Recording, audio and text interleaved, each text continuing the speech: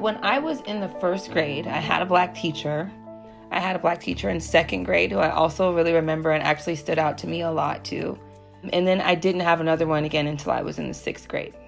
To be a young black woman and to be in a classroom that's surrounded with other white children, you do feel like you stand out.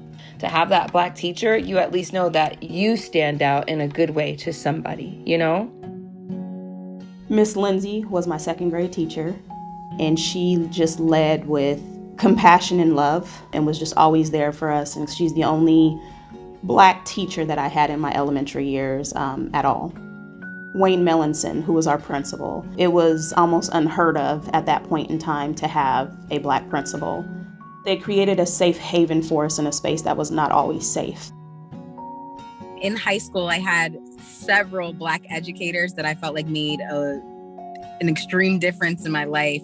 I suffered with depression and anxiety. And even though I was an A student, there were days where I couldn't even attend classes because I wasn't, mentally able to sit through a 45-minute session. And they would show up to my house with roses, with cards, with food, just anything to make sure that they were always going to be in attendance in my life. I looked her up on Facebook and I wrote her like this really long message and I was like, and I really appreciate you. Thank you for making me feel seen. And she was just like, oh, and she was like, let's FaceTime.